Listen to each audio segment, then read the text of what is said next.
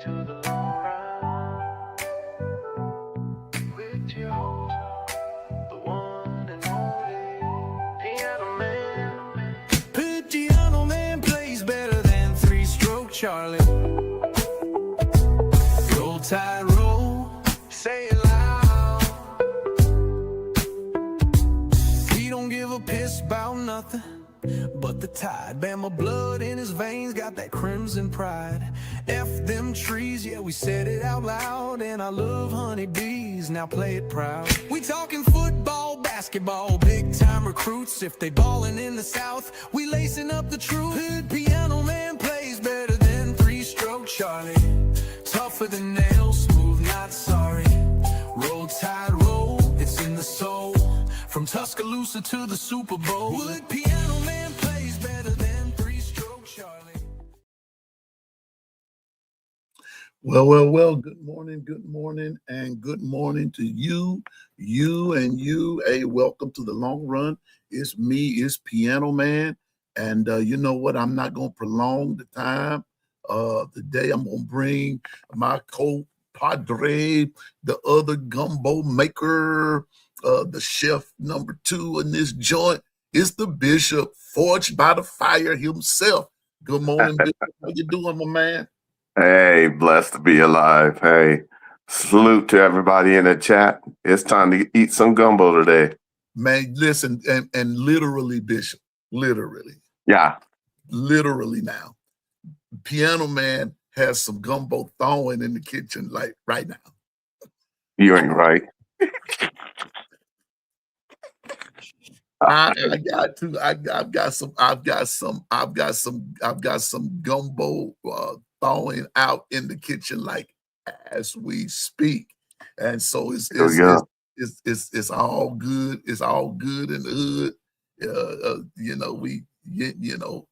As the old song say, we yin yang in the thing. So it's all good, man. Yeah. It's all good. Happy post Super Bowl to each of you. Piano Man now has pulled. Hold up, Bishop. Wait a minute. I got something to show. I got something to show everybody. Okay. That's something to show. Wait a minute.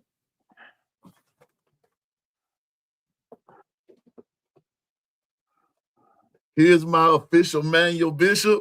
It is now. I told y'all when the Super Bowl was over.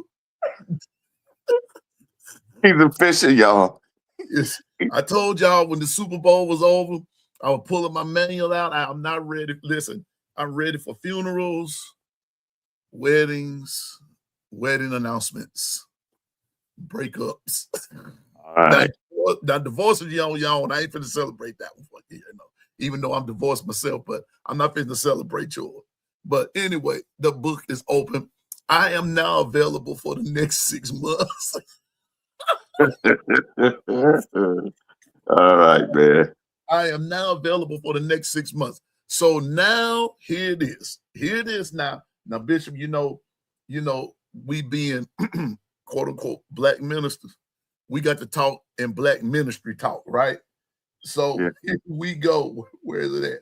I am now available until, here we go. I am now available until August the 8th, 4 p.m. Central Standard Time. No.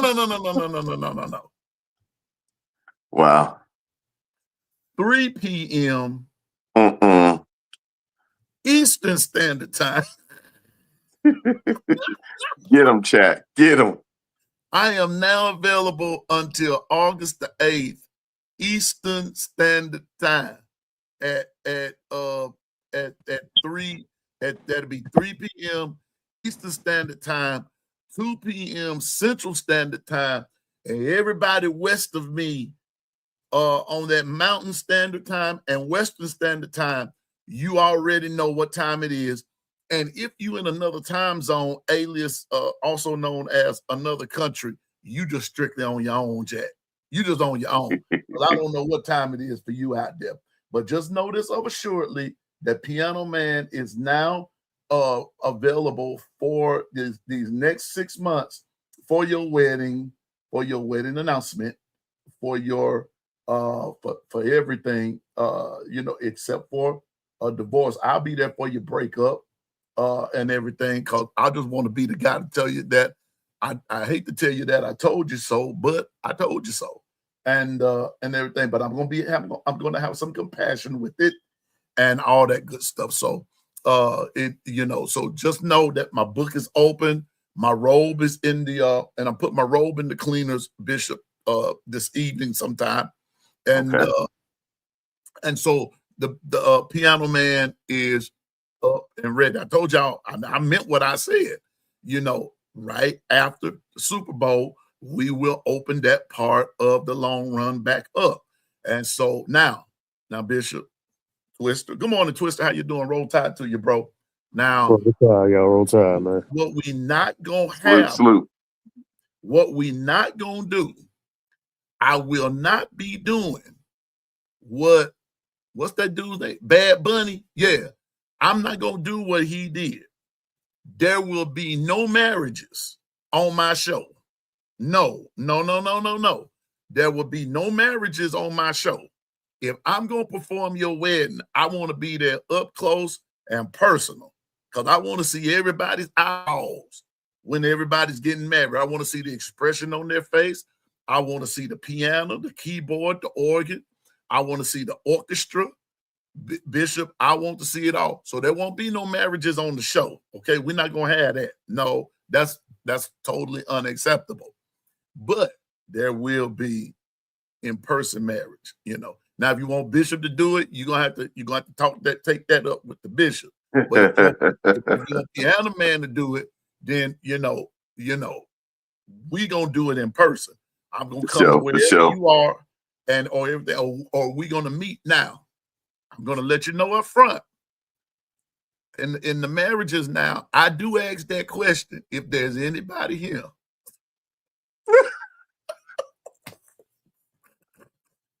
So, Twister, if you plan on getting married and want piano man to do it, I'm letting you know up front. I do ask that question: if there anybody here that can show just cause as to why these two should not be lawfully married, speak now or forever hold your peace. Hello. And if Is it me you're looking for? Hey, Twister, and I'm gonna be standing right there. And if I just hear somebody go, I'm gonna say, "Is there one? Yes. Is there a complaint?"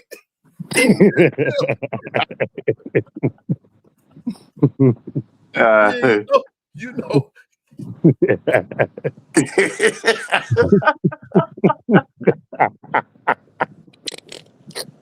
Hey. You know that player. Heck no. Is there something you want to tell? Is there something you need to say? Is there something you need to say? What's going on here? I'm just saying now. I'm just telling you. So, Twister, all y'all, I'm I'm just telling you, man. I do ask that part, Now, if you say, piano man, we want to get married in an undisclosed location, and I just want it to be, us, and just us, and we're gonna do this in private. Then okay, I'm gonna say, I got you, player. I got you, and I understand if whether it's the bride or the groom that says I want to do this in private. I got you, and I totally understand. And I ain't gonna bust you out either, because you the one got to go back and live with all that. But I just want y'all to know, Piano Man is now available for weddings, wedding announcements, breakups, not divorces, just breakups in your present relationship, baby dedications, boat dedications, all types of dedications. Piano Man is ready. All right, everybody. Twister, how you doing, man? I just had to bring that in, man. Listen, we got to learn to laugh sometimes. We take stuff too serious, fellas. We just take a little bit too serious. Y'all know what I'm saying? And so we take stuff too serious. We got to learn to laugh, because too much fussing and crying and everything going on. So Twister, how you doing, player? Man, feeling blessed, man. Feeling blessed. Salute to your bishop, man. Just Salute, enjoying this day salute. off. Just enjoying this day off right now, man. I hear you. You off? You said the day off, right? Yes, sir. Okay, good, good. Man, everybody deserves it. And Twister again as being a one of the truck drivers, you Icebox, Bino, and others. Hey, look him. Thank y'all for what you do, man. Thank y'all. No sure. problem. For Thank you for sure. what For you do. sure. Because, I'm just saying, if it were not for you all, in our everyday life, and this is for every truck driver up, even if you are a UPS, FedEx, it doesn't matter. Even if you're driving for Amazon and you just a delivery person, thank you for what you do, because those things are important. You all are the heartbeat. Now, this is just Piano Man's opinion, Twister. But you all, Dwight, all of y'all, you all are the heartbeat of America, of our world. And so, brother, thank Thank you, y'all. sir. And if there are, even if our ladies who are drivers, thank you. Thank you for what you do. I'm expecting a package now. It ain't come yet. I'm about ready to put one of y'all on it, man. I'm about ready to put one of y'all on and find out where my package at. Anyway. But I thank y'all, man. I thank you. We all thank you. Bino, Twister, Dwight, Icebox, all y'all, and even those that I don't know about that. Those of you, KT, Carla, Michelle, those who do work from home and things like that, and your work that you do. Thank you. Thank you. Thank you. Thank you. Thank you for all that you do. Bishop, for the work that he does, even in our government. I just feel like telling people thank you for what you do today. I feel like telling people thank you, and I just feel like telling you thank you for all that y'all do. I'm appreciative. Let's get to the chat. Let's get to the chat. First person I see is my dog, William Bryant. Good morning and roll tide. Second person I see Stephen Hicks. The voices of No Mercy, along with the No Mercy crew with OG Gill. Good morning, Stephen Hicks. And the voices are saying 207 days. I think it's 207 days. Wait a minute. I got something for you, Bishop. Got something for you. Twister, ready for this here? Watch this here. Watch this. Yes, sir. Piano man adding something new to the rep him. Da da da da da ba ba. Da da da da da da. Is it right here? I just had it. Yeah. Here we go. All right, here we go. As of today,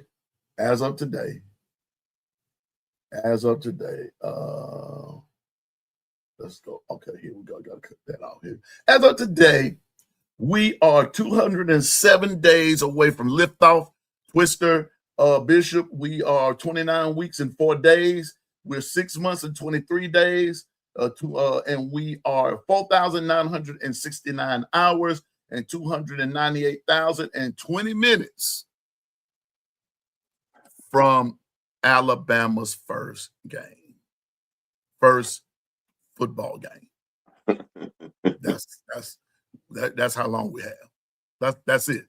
That's the official time. That's it. 207 days, 29 weeks and 4 days. 6 months and 23 days, 4,969 hours, 298,020 minutes. That's where we are, folks. And if the Lord lets us live to see that, y'all know I do this every year now. And I start my lift off, I start my countdown. And so that means that we have a lot to talk about. There's a lot that we can discuss. I'm ready to, but anyway, but Stephen Hicks in the voice No Mercy. Our GM Bino is here. Roll Tide to you. My producer Dwight is here. Roll Tide to you. Michelle Cochran, girl, what the business is. Michelle already. I ain't even got to go there. Twister and Bishop. If anybody know, this girl know what the business is. She know. You know what? When it gets to Michelle, I don't have to say you know. She know. She know what the business is. What's up, Michelle? Roll Tide to you. Tony Canada, good morning to you, and roll tide to you. There's William Bryant. I'm looking for my package too. Stephen, yes, sir. I'm gonna have to get Twister and Dwight and Bino on that because it's something mighty important. That's right. DSGB 84, my brother representing them dogs out of Georgia. Good morning unto you. I see again. We say good morning to Twister, who's in the house with us this morning, and Bishop. You know what to do for TP. Hit it there for me, Bishop. TP, are you with me? Oh, yeah. We talking about that ball. We ain't going nowhere. What's up, TP? What's up, TP? I'm with you, brother. It is softball season, dog. I feel it in my bones already. When JB comes, we're gonna sit down, y'all, and I'm telling you all now, we're gonna do more than just discuss football. I love sports in general. I love sports. It does matter. Some things I love to talk about. Football is king. I love football, but I love basketball. I definitely love baseball, and I definitely love softball. And y'all know I love fishing. Fishing is a sport, whether you want to believe it or not. And it's a sport. And did y'all know, I've said this before, Twister, did y'all know that the University of Alabama has one of the top fishing programs in the nation? The University of Alabama has one of the top fishing teams in the nation. They sure do. Fishing teams. Yes. You get, listen, everybody, you do get scholarships. Yeah, you do. For that. Sure do. It's not talked about much, but Alabama, quote unquote, puts on the lake one of the best fishing teams in the United States on a collegiate level. They win championships. Go look it up. It's there. So anyway, TP, it's softball season, dog. It's softball season. Yeah, softball season, Tony. Yeah, he know. Hey, good he morning. know. Good morning, Gwen. Gwen know what the business is. Quit playing, girl, and that like you know. What's up, Gwen? What the business is, Gwen? Yes, ma'am. That's Gwen. Gwen making it happen out there. And we want to. Uh-oh. I ain't got to say a word. I ain't got to say a word. I don't have to say a word.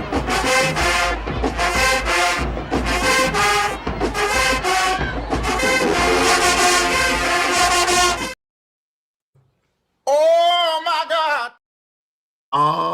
Y'all know who it is up in the house. It's the one. It's the only. It's the queen bee herself. It's Latoya, everybody. Good morning, Latoya. How you doing? Roll Tide to you, girl. Latoya know what the business is. She ain't playing either. Latoya know what's up. What's up, Latoya? That's my girl there, y'all. Latoya. Wait a minute. Hold it. This thing jumping. So, this chat is jumping until I'm missing some stuff out. There she is, y'all. It's the one. It's the only herself. It's Double A. Yes, it is. What's up, Double A?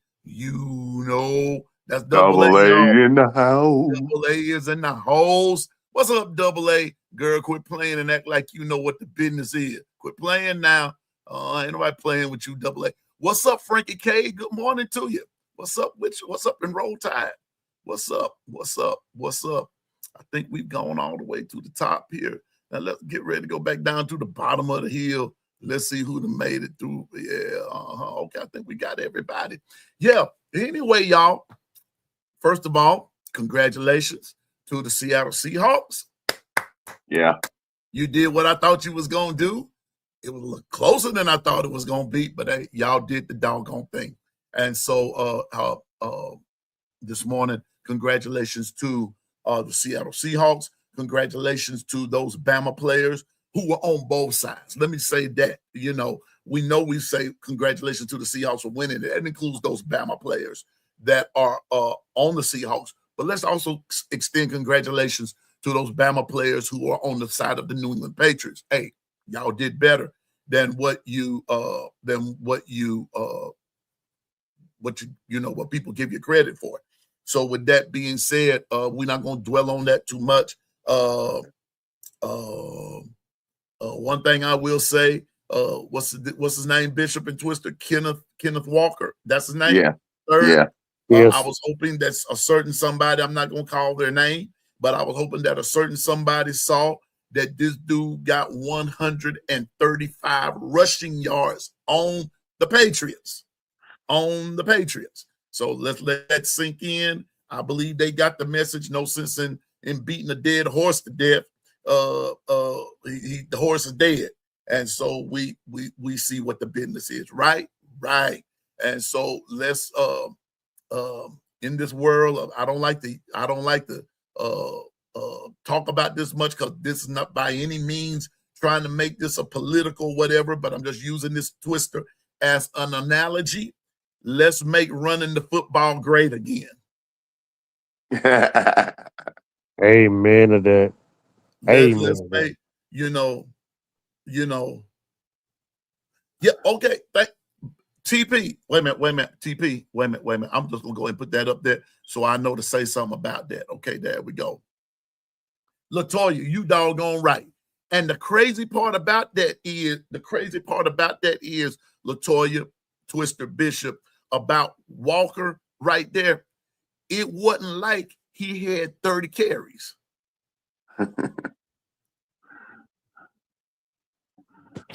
He just broke big runs. I'm talking about great runs. Yes. Big runs. Yeah. Big runs. He broke big runs. There was a point he had 10 carries for 100 yards. Hey, I got something for y'all. Just look at the landscape for sports.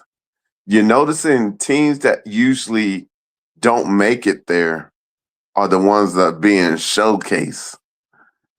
You better pick it up.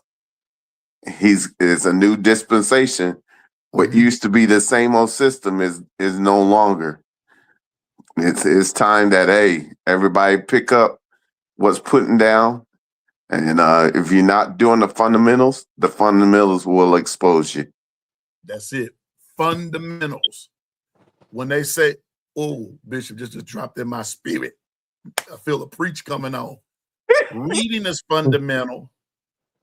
Running is fundamental. Facts. Got to run the football. So that's why I'm saying, Twister, let's make running the football great again. And speaking of running the ball, this is like the first time a running back ran over 100 yards in the Super Bowl in a minute. It's been a couple of years since I seen that. Yeah. Very impressive. Most of the time they run for about, I would say like 50 yards, maybe 60. But that right there, that was a long time since I seen a 100-yard rusher in the Super Bowl. Brought back good memories. It brought a little bit of the old school running game, back in the day, back in the old NFL days when they used to just run the ball like ain't nobody's business. I'm glad to see that again. Go ahead, Bishop. I was going to say, and it was off the guard tackle. Now, most of the runs are being broken off. Wait a minute. That's real familiar to the college game, too. Most of the runs that were being broke off was off the tackle. I wonder if there's some validity to that. Keep talking, Bishop. I'm going to get your love off and read in just a second, sir. Yes, sir. Yes. Keep talking, sir. Hey, so, I know that right now a lot of teams are going through their winter workouts, but I want to help us understand that with the splits of our O-line causes the D-line to actually accentuate where they need to go, and they have to get there in a hurry. But the one thing I notice is that when running the ball, both teams, we had success off of the guard tackle. But and once again, both teams, since they're mirror image, once the OC saw that, for some reason, they went back to the pass instead of following up on it and allow it to be a staple of your offense. might be some validity in why that's happening, because those who stay fundamentally strong is the ones that ended up at the end. Yes, sir. Uh-huh. I'm telling you now. Um, that interior running like that, Twister, like what you said a couple of minutes ago, it's been some years since we've seen it like that, to where you're busting off long runs. And I'm going to tell you this, and people forget, y'all, New England had one hell of a defense. New England had a pretty good defense, especially in that interior part of things. They were no slouch. They secondary was good. That Gonzalez dude. That Gonzalez dude was all over the dude about to spot. throw that touchdown pass. That more came out of nowhere and flew like Superman he almost grabbed the pick right in front of the dude's face. I'm like, he flew like Superman. Like he just flew like 4 yards and dove for the goddamn ball. And I'm like, dog, that's some good defense. I'm like, we need somebody like that. That's really, just determined to get the ball and play good D. I like that. I'm talking about now. You know what? Double A. Here we go. I'm gonna use your analogy right here. Y'all may disagree with me, but this just how Piano Man looks at it. If there was an overall either win or lose an MVP, Gonzalez would have been the defensive MVP. Yeah. Gonzalez, no doubt. That hands down. Hands down. Even though they lost the game, Gonzalez, I'm not gonna say the Patriots suck, Steven. You can't say they suck. Because they made it to the Super Bowl. They made it to the Super Bowl. Seattle was just extraordinary. Seattle was somebody this year that I'm going to go ahead and say this, and I said this to my cousin right after the game. I don't care if Tom Brady would have been back there for them Patriots.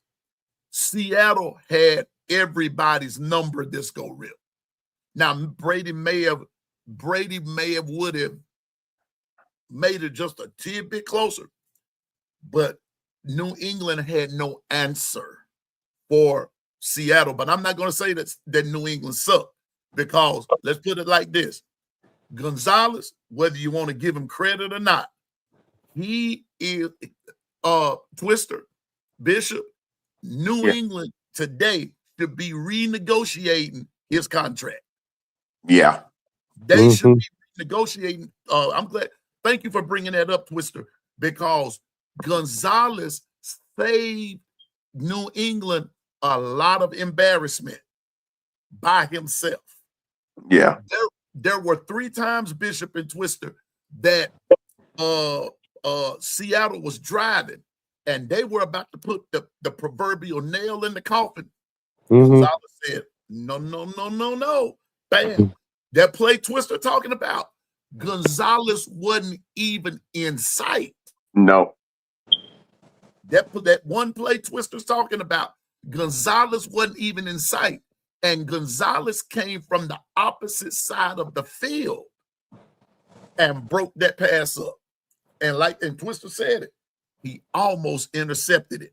Now he came he was out of the TV screen, and you just see it come flying. Just flew. Yeah.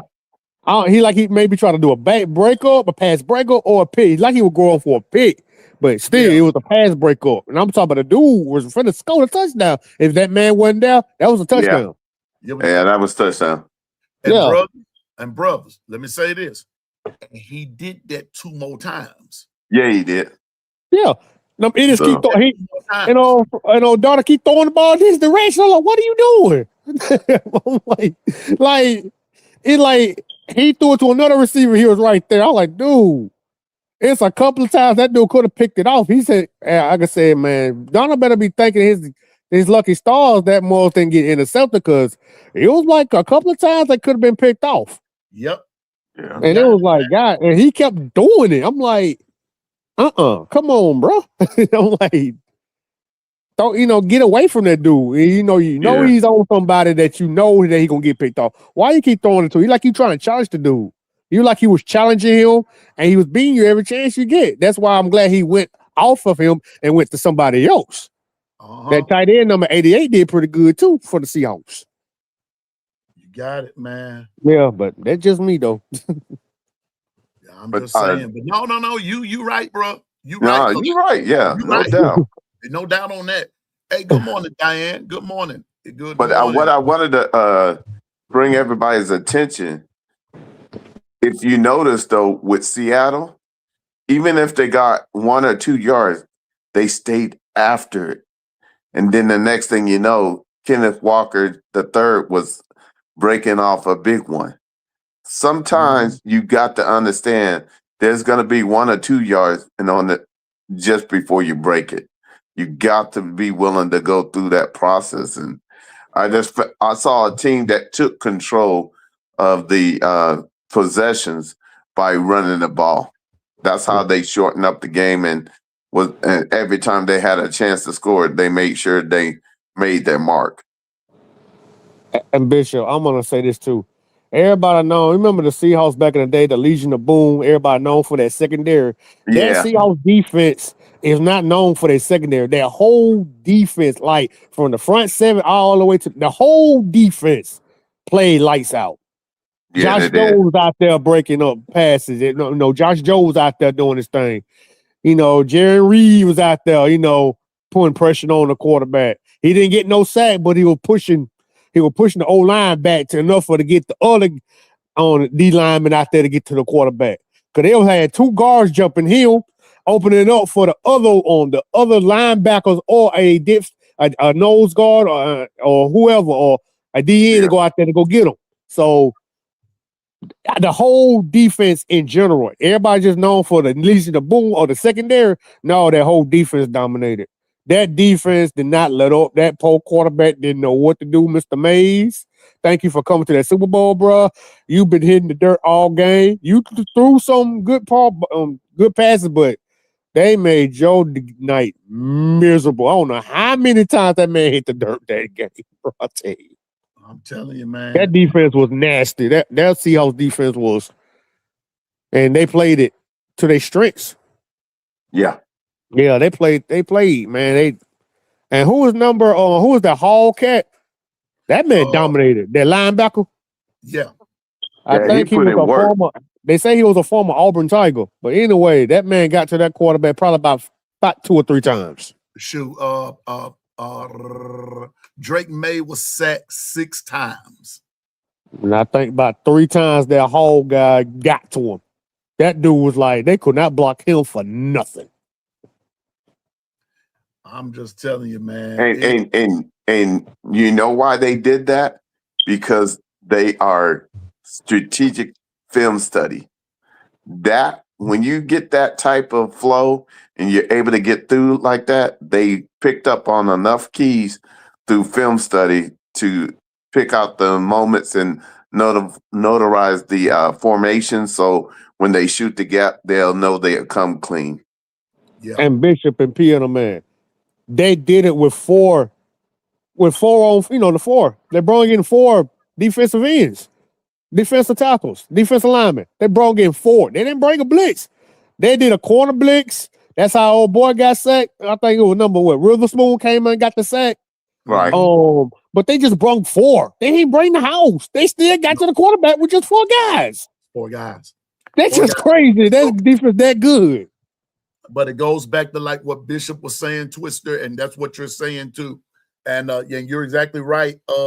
Stephen Hicks, he was sacked 6 times. But before I go further, what's up, Dr. Crystal? What the business is? Girl, quit playing and act like you know you ain't no doctor for nothing. You know what the business is. Again, Diane Hawkins, what the business is, girl. Roll Tide to both of you, and good morning and everything. And I want to put something up here that William Bright has said. Because Bishop said it, Twister alluded to it. I didn't think about it along those lines. But here's something William just said. Bama can learn from film study. and I'm glad you brought that up, William. Salute to you, my brother. This is what, remember when I made the statement about reading is fundamental, running is fundamental, Bishop and Twister? Yeah. Film study is fundamental. But I'm also going to tell you something else about film study. It takes discipline. Yeah. It takes discipline. Let me tell y'all something. Who was thank you, William, for highlighting that and everything, brother. I'm gonna start it because I want to come back to it in just a second. Hold up. There we go. Yeah.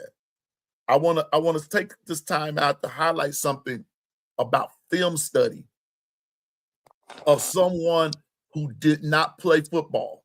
But I want to take it, Bishop and Twister, and use it as an example of how disciplined this dude was in film study. Y'all know him, Kobe Bryant. If anybody sat back and listened to how he studied film, the reason he was such a he gave people hell on both sides of the court is because Kobe himself studied film, and everybody that watched him said he stayed in a film session, Bishop Twister, for at least 4 hours. Yeah. 4 hours breaking down film until people said, I can't, this dude is weird. I can't with this dude. And Bishop and Twister, they said that Kobe would say, run this back. I see something. And then he would say, let me think about this if I'm playing it from any possible angle. That's called discipline. Because Kobe realized, and I'm going somewhere with this, Kobe realized the game is either won and lost in the film room. You beating your player is won or lost in the film room. What am I saying? I'm going back to what William said. Bama can learn from film study. Thank you, William, for saying that. Thank you, Bishop and Twister, for saying that. Why? What did Twister say? Seattle didn't have to bring the house. They didn't have to. For what? Just rush 4 men. Just rush 4 minutes that whole game most of the time. And just was killing Drake May. And was, I did wrong. I'm sorry. I'm sorry for that. I know you can't use words like that. Everybody's so hurt these days. We know not literal. They were getting to the quarterback. So let me just put it in a let me soften my tone, y'all. I'm sorry. Y'all just say just put him in the dirt. Just say they just put him in the dirt. I even watch how you say that now. But they were getting to the quarterback and they pressured him. Now, there were a couple of times, Bishop and Twister, that May got out of it. But who was there with containment, the second tier? Got him. He didn't do much damage. And a lot of times, Twister, thank you for bringing it up, those 4 guys, that front 4, caused May, or what really caused New England to lose yardage, and they had to make that stuff back up. They stayed in the negative, in yardage, trying to make up yardage just to get to the first down or try to get to a third down and at least make it 3rd and 9 or something like that. Y'all see what I'm saying? Right. But that came from film study, like Bishop said. And like what Twister said, they didn't bring no house. They come off the quarter, like maybe a quarter blitz and everything, corner blitz. But they didn't bring no outline. They didn't bring no just an outlandish blitz. They didn't have to. The front 4 was putting pressure on everybody. Everybody. And Piano Man, they made it look easy. They made it look easy. Easy Chapiz. Easy. Oh my God. It was like easy. It was just too easy. It's like the Patriots like playing not to lose, but the Seahawks just it just, man, it's just something like it brought that old school mentality that I love to see. And I'm like, they didn't bring the house, they didn't panic. Like, if they get, kind of a little cute, they'll throw in a safety corner blitz at them. They just used 4 rushers. Just 4. And they got him. Just like, man. Containment, Bishop. Containment. That middle containment, Bishop. That middle containment Twister was a sight to behold. I know a lot of us, we're just saying, we're saying, well, what does that have to do with Bama football? Everything. Well, then I'm so glad you asked. That's a beautiful question, because the ideal of being able to get through with 4, there's 11 men on defense, correct? That's it. If 4 is getting home, 7 is in the route tree, covering up the routes. Where do you throw it to? Shoot, when you got the D line up front penetrating the O line, making more room for the linebackers to get to the quarterback, or a safety or a corner can sneak between the two and get to the quarterback if they want to. I mean, like a corner can guide the receiver, but the safety's always looking like they like the half corner, half linebacker. They are the last line of defense. They can see what they dictate. So what you gonna do? Send the linebackers up front, and then the safeties can stare right back there and say which one, where the ball is going, where is it going. I can just maintain my position. Right. Boom. And then let me build upon that, since y'all got into the coaching lane. Check this out. You're saying, what does it have to do with Bama? If I have done enough film study and I know your formation and I know down and distance and scenarios, when you get in certain scenarios, I know without a shadow of a doubt what you like to do. So it sort of gives me the answers to the test before the exam, because you, in this formation, 87% of the time, you're going to do this. And what it does, it allows me to key in. So it makes me look like I knew to play, because I did. Because when you get in that scenario, and when I was doing film study, 87% of the time, this is what you were running. I'm just saying, is as plain as the nose is on your face. Is that these guys, they knew. I'm just being honest with you. They knew. Hey, what's up, Coach Carl? Coach Carl is the one, the only coach. But let me tell y'all something. It was so beautiful to watch. And I told y'all, when I went to the Senior Bowl, it just caused me to view the game. It doesn't matter to me if it's a peewee game or a high school game, a junior high game. It don't matter to me. It can be flag football if it want to.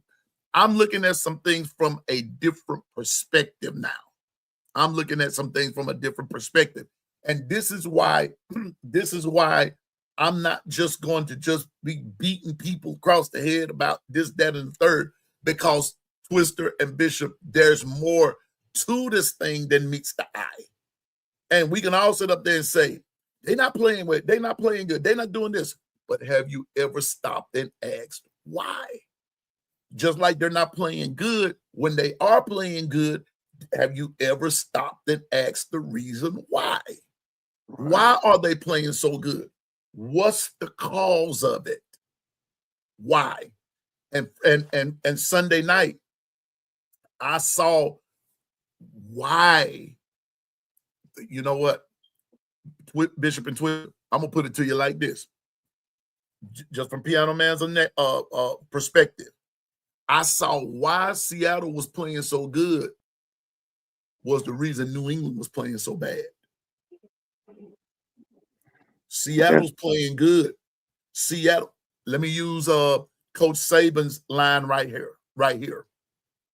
Seattle's attention to detail. Uh-oh. And where do you get the attention to details? Where does that come from? Film study. And I'm gonna say this too. On the Patriot side, they didn't trust the quarterback. They did not trust the quarterback to do what he wanted to do. He was basically had him as a game manager. Like they were like afraid for him to go deep with the ball. He was like doing dink and dunks on, the tight ends, or even to the I think a running back out there. It's like Mike Vrabel didn't trust his quarterback. And Well, it showed. But you know what though? That's just my opinion. Now, but you know what though? But that's a good argument. But here's the other part of that. You've got to give credit now to what you just said, Twister. You got to give credit to that front four. I don't think it wasn't. Now, I heard another sports guy say Drake May was not the guy. He said that he talked about that. This dude gave Drake May the business, right? But brothers, about to say something here. Seattle would have made a whole lot of guys. Not the guy. Like they wasn't that guy. Yep. Yeah. See, this is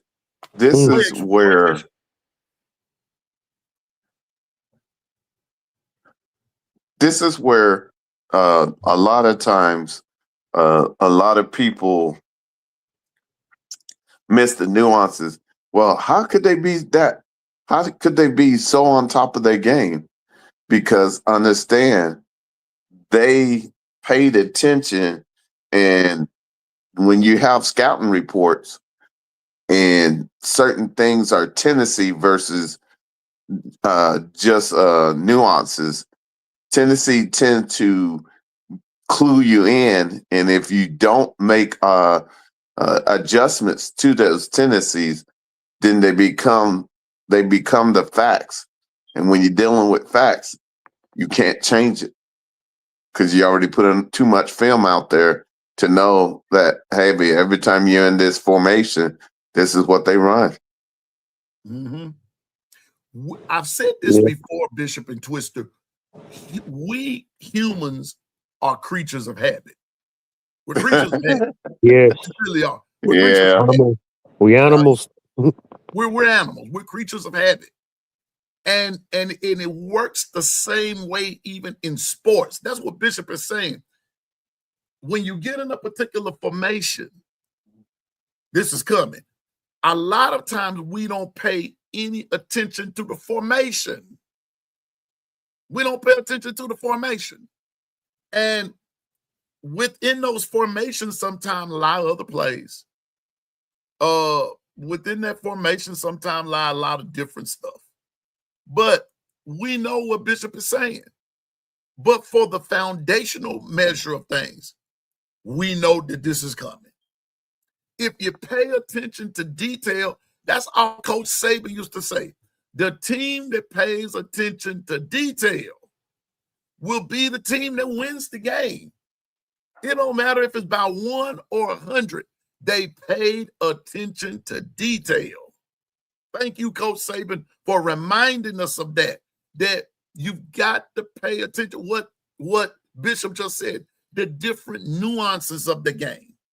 Yes. What's up, Moon Rocker? Roll Tide, brother. Roll Tide, Moon Rocker, the man himself. But see, the key is now that we've been a little ways from our seasons, now you see it's not that we're being negative, but when I tell the truth, no matter how hard it is to digest, it's still the truth, and it sets people free.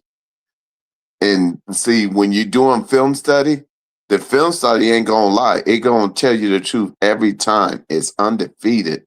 And if that's the case, then how do I best utilize this tool to become my best asset? So Mm-hmm. I'm just saying, man. I'm just So saying. It All I'm just saying is what Double A said. We've all said it. Twister, the reason that Drake made look human is because Seattle was playing superhuman. and one thing you forgot to say when Kobe Bryant said that, he watched film study. He can dictate, like you said, like he said, how he can win the game by film study. Like he Mhm. knows the game is won before they even got on the court. It's just like a strategy. He's like you say, he stops he stops the film and see what the position they is and study the movements, how they style of play is, and he'll dictate it and then defend it or go over it. It's just like that's where it should be. Just like in a military or a war, you got to strategize their positions, what formations they have, and try to see can you beat that, find that chink in that armor on offense or defense. Mm-hmm. People going about physical. Oh, I'm strong and I can do this. No.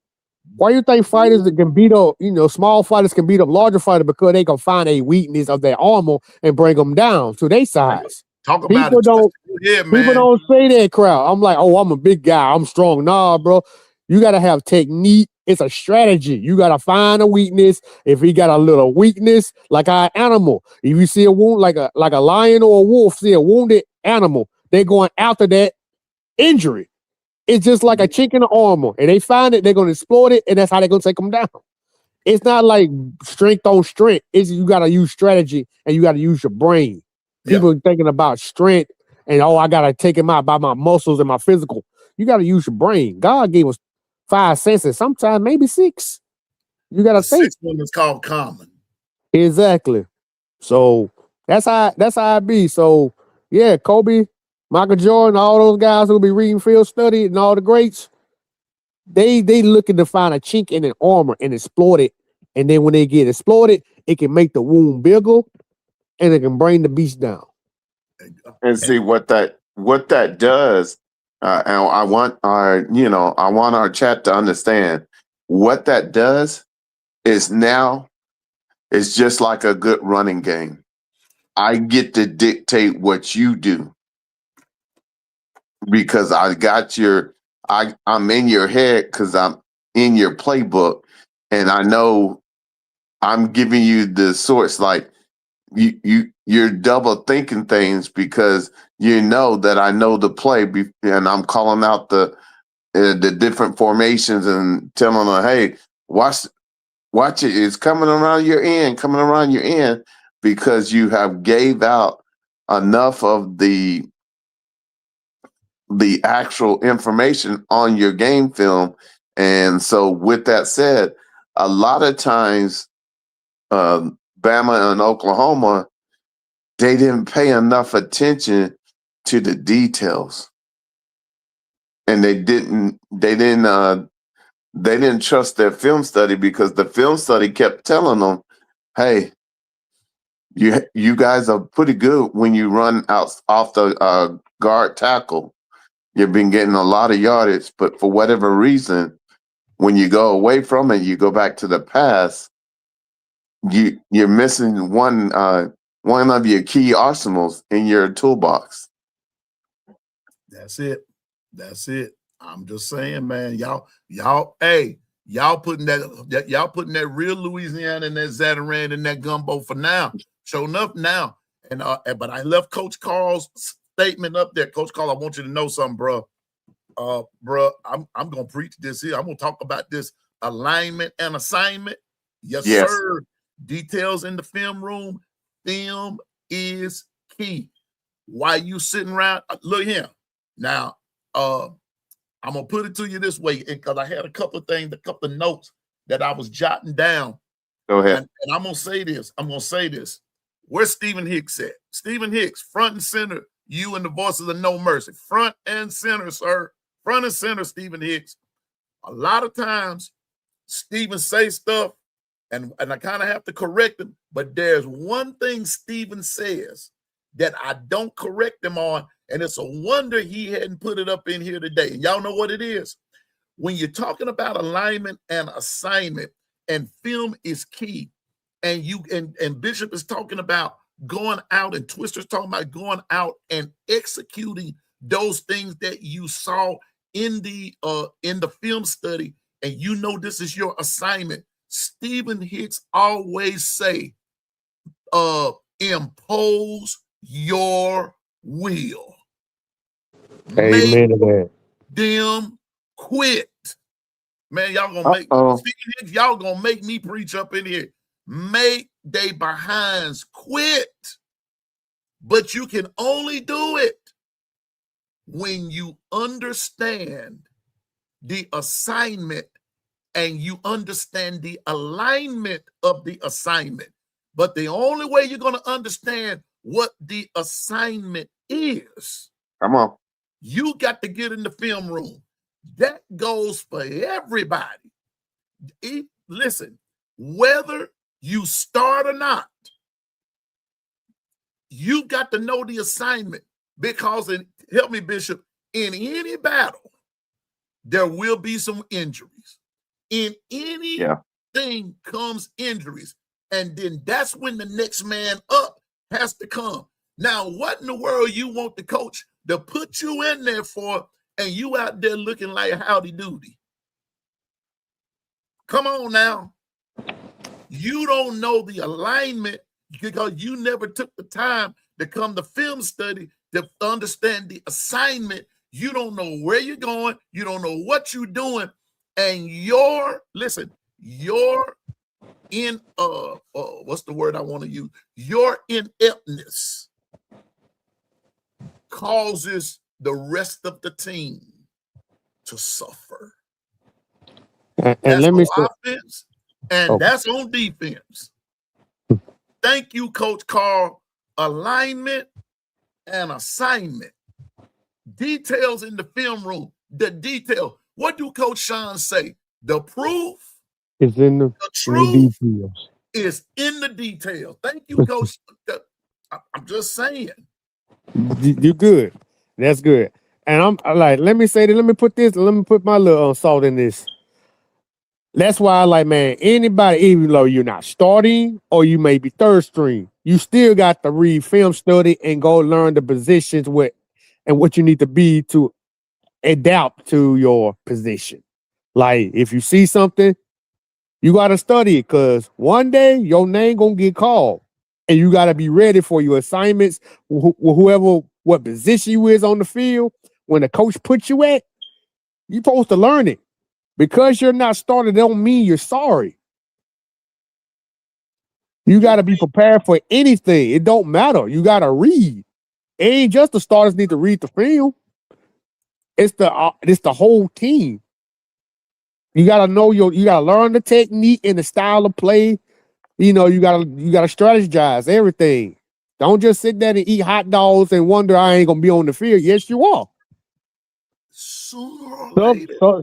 Like I said, substitute. Say that again, bro. Say it again. Say it again. Like, substitute, man. You got to sit there and wait on your assignments, because it don't matter you're starting or not. You got to be prepared when your name is called. Substitution. They always rotate on offense and defense. You got to be ready up all times, no matter what. Like Piano Man said, Bishop said it. Injury is going to occur, and the next man got to be ready to take over, just like a shark's tooth. You're missing like a shark's tooth missing the tooth. You place it with another one and go about it like the starter is still out there. You gotta prepare. People, that's why it's like, why these guys get upset when they're not starting? Because, man, I'll be getting ready, even though you ain't starting, still compete. Because one day the starters might need you to get out there to replace him while he hurting and take his spot and hold it down. And maybe you get better than him, it might be your spot. That's the name of you need to be practicing. That's why I said practice is the key. The assignments is the key. The film study is the key. Everything's the key. No matter what, keep on practicing and working hard, because your time will be there. It takes patience. You got to be ready for it when it comes, because you never know. It might be your time. Might be the first game. Might be the middle of the game. Right. Always be ready when your name is called. Yes, sir. And so what now, this is old ball coach. I want you guys in the chat and us fans, we got to start trusting you. If you're going to make it through the gauntlet, you're going to have 33 starters because you got to be able to go 3 deep. Because ain't nobody going to last through the gauntlet and not have some injuries pop up. And the next man up has to be able to fill in where the play doesn't drop off. It's called competitive depth. And see, the key is we go through a gauntlet, but the Big Ten, they don't go through such a gauntlet. So a lot of their players are able to go through a season and not experience a lot of that. Where we have to be 2 to 3 deep minimum. Yeah. And that's why they call it competitive depth, because understand, by the time you get to the playoffs, you don't play 12 games. And in the SEC, those are not easy games. Those are games that the pound of flesh will be had. And in that process, there's going to be certain people that, for whatever reason, cannot finish. And that next person up, you can't afford to not know your assignment. Not only that, be ready for your moment. Same, man. And so Latoya said Jaron Reed and that front seven put on a clinic. The whole Seattle Seahawks, they put on a defensive clinic. They put on one. And, you know, that's why I made the statement to my cousin, because he was saying to me, Drake May just ain't it. I said, no, if Drake May wasn't it, Drake May never would have been started. That's just facts. Drake May is that dude. Seattle just made Drake May look mid. You got to give, you know, they kept getting him off the spot. Whenever a quarterback can't get relaxed and go through their progressions, you make them look like pedestrians. So hey, that's the key of being able to frustrate a quarterback, is when he can't feel that he can get comfortable and go through his progressions. Question: was he like a front runner? I mean, a MVP runner up? Yeah, Drake May. Yeah, and they made him look like a rookie out there. Yeah. Wow. Yeah. Drake May was in the running for all of that. Yes. So that's why I was just telling my cousin. And they made him average. Thank you. Average. Exactly, Twister. Seattle was I told my cousin this, and I know this may be a little bit extreme, but the way Seattle was playing, it would have made Tom Brady at this point look average. Yep. Look average. Hey, good morning, Susan. Hey, no, I ain't gonna do that to you, Susan. Hey, not only that, just think about when Brady played the New York Giants. Oh. How did they beat him? They got him off the spot 2 times. Do y'all know? Do y'all know? You know, do y'all know that Brady never could beat Eli? That's crazy. Could beat Peyton, but couldn't beat Eli.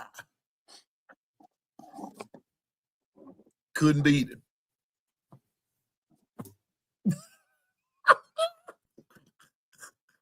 I'm just saying. And that's how you make a top-notch quarterback look average. Now, a lot of people, you know, me and B Sharp go at it all the time. That's why I say Brady's not the GOAT. Man, we've been saying that. I've been saying that. Joe Montana's the man. Joe Montana is the GOAT. Man, I don't give a dang what nobody says, man. I think Steve Young got there behind him, because those are some good quarterbacks.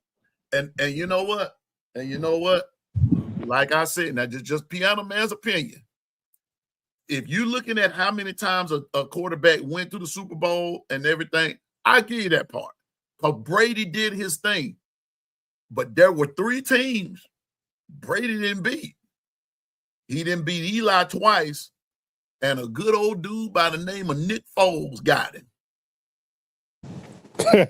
A backup quarterback, and then after he won the Super Bowl, they traded him.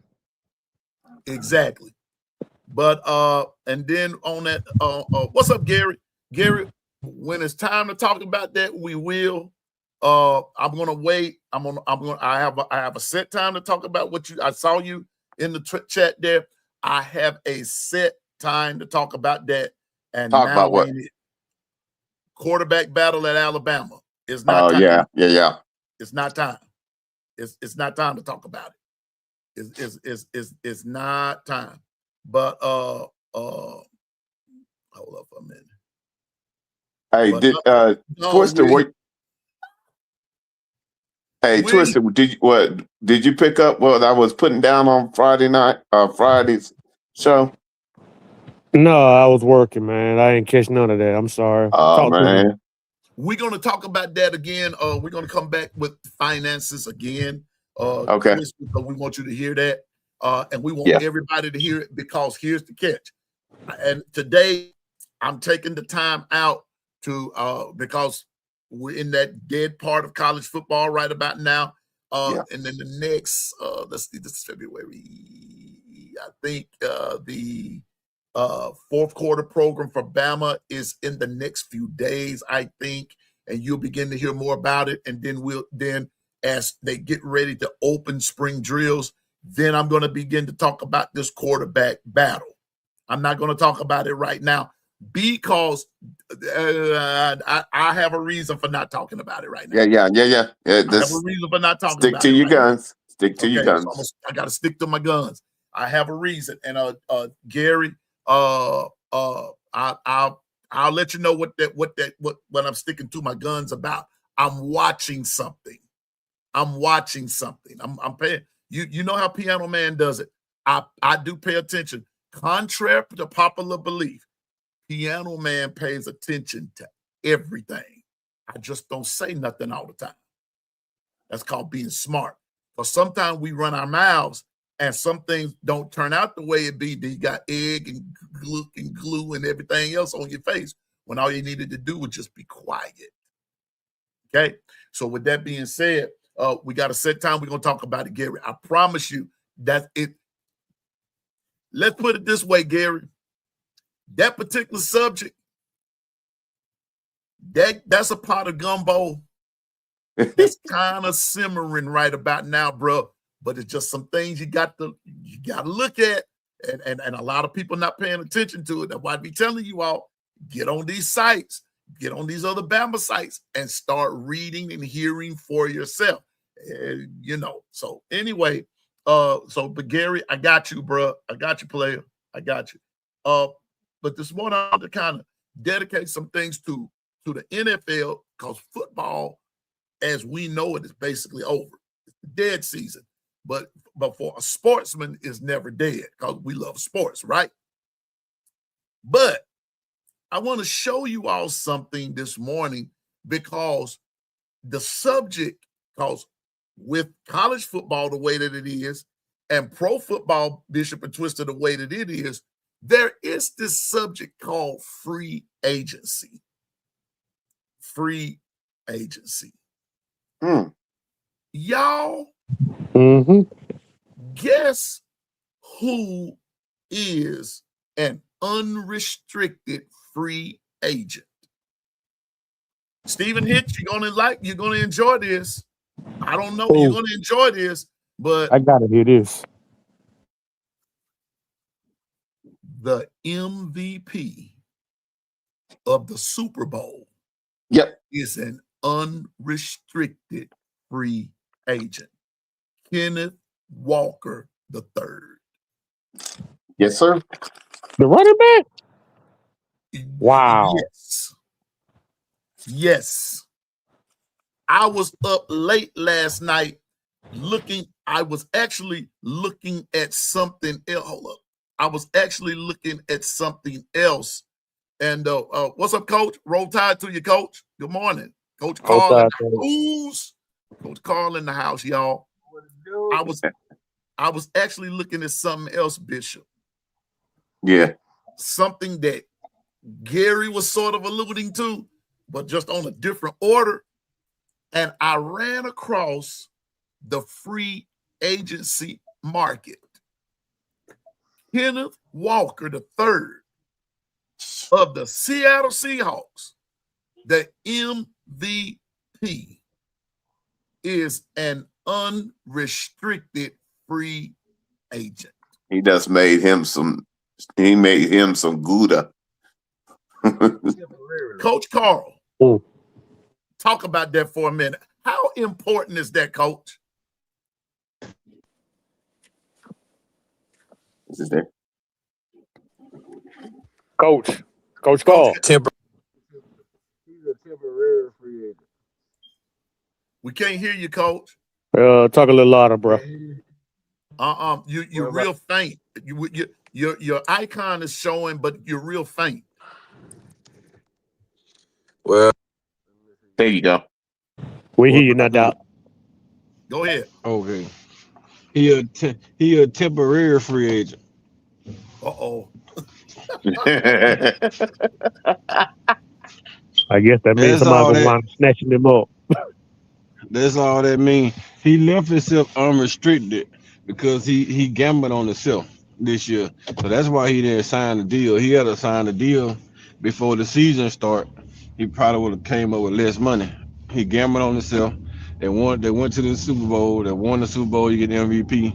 Now Seattle gonna come back and give him what he deserves. So he ain't leaving Seattle. If he leaves Seattle because somebody offer a whole lot of money, see, I don't think Seattle gonna let him walk out the door because he was the key to their team. Yeah. See, he had to show them that it wasn't him. It was Ryan Groves, and he proved the point that it wasn't him. It was the OC, new OC, Super Bowl champion. Just think about that. New OC, Super Bowl champion. Bishop. Doggone Coach Carl about Bishop. Shots fired. New OC. Bishop. I'll go keep that quiet. I wouldn't. I'd let Coach Carl speak right. Bishop, Coach Carl done bought something else to the gumbo now. You better get the stand, Bishop. That's all I'm saying. I can't say nothing else, man. 1 year removed. Facts. You win 14 plus games and a Super Bowl championship. And all you had to do was run the football. Documentation beat what? Conversation. And how many yards that man ran at that Super Bowl? 135. And if they hadn't caught that last touchdown back, it would have been like 160. Yeah, 100. It would have been 200 if they had called that touchdown because he ran a 75-yard touchdown. Yeah. Oh, man, I ain't see that one. Man. Wow. Man. Let's just say that he's gonna get paid. Yeah, Ryan Grove gonna be in the hot seat, bro. But you see this season, buddy. Buddy. Here's where Coach Carl backed me up. This is where, hey, Ryan Grubb, you're on the clock. Because documentation at this time proves the conversation. Because 1 year removed, and the team that you were the OC for established the run, went through the season, played all playoff games, and then won the Super Bowl. Just 1 year removed. Develop a quarterback that didn't nobody want. He got kicked Mm-mm. out. He got passed around from the Jets. He ended up in Minnesota. Vikings. Minnesota cut him. He ended up in San Francisco bagging up Brock Purdy. They got rid Facts. of Ryan Groves. They go get Darnold. They keep Kenny Walker. They run the football and we're in the Super Bowl. And I'm Mm. talking about playing zone defense. They won a Super Bowl playing zone defense, sending a little pressure. But you won a Super Bowl playing zone defense, a little pressure in a running game. Do you know how tough that is to know they stayed in zone defense and still got you off your spot? I heard y'all talking about Drake May. Drake May is basically a rookie quarterback. He's a second year playing. When you playing a team that has that type of defensive front, and you don't have to blitz, you can sit back and play zone coverage, and Thank you. you still get pressure. It's Yep. nothing Drake May could have done. Nothing. Thank you. Thank you. Mm. Nothing at all. Thank It's you. the same thing that happened to Pat Mahomes last year with the Eagles. When you play good defense up front, that front four, they can generate pressure and stop the run. It's game over. Game over. And And they coach, made it look so easy. Boy. and Coach Carl, you know what? You bring something else to mind, but you just bringing it from an NFL slant. 2 years in a row, the NFC that made the AFC look mid. Pedestrian. 3 years in a row, the Big Ten that made the SEC look mid. Look like baby boys. And what Just but saying, what the two conferences does? They play great up front. up front, He played great up front. up front. NLC built their game from the trenches. ALC was trying to build theirs from the passing game. Now they see the pass game ain't working because everybody going back to the run. Physical run game. Just saying, man. Pass the ball when you have to. They Yeah. tried to have they Sam Darnold tried to throw the ball a lot, but when they realized that defense on New England was physical up front and they can play the hell out of the passing game, they started running the ball and That's it. they loosed up the pass. Now everybody playing the run and then Sam Darnold can hit a little shots here and there. He ain't Mm-hmm. do nothing. He really didn't do nothing. That's all Walker. Yep. Their run game did that. Their run game kept carry Seattle to 12-0 lead with them field goals. And coach, remember now, and what's his name? Jackson Smith Enigma That was Jigma, hurt. yeah, he twisted an ankle and then he bumped the head, thought he had a concussion. Yeah, he was actually like not even a factor, not No, like you're used to him seeing. no, Go he to the wasn't. their run game brought them out, and that's Yeah, all Piano Man is saying. they You just know, hand the ball off. If it went for one bad holding call, that man go for 200. Mm. telling you, easy. That's why football got so boring because everybody want to get cute with the passy because I just like, man, why y'all got away from the passing game, like from the running game? I'm like, it's almost like, why the running backs even on the field? All I see is passing. What happened to the smash mouth, the running game? That's what football really is: a smash mouth and running game and a dominating, suffocating defense.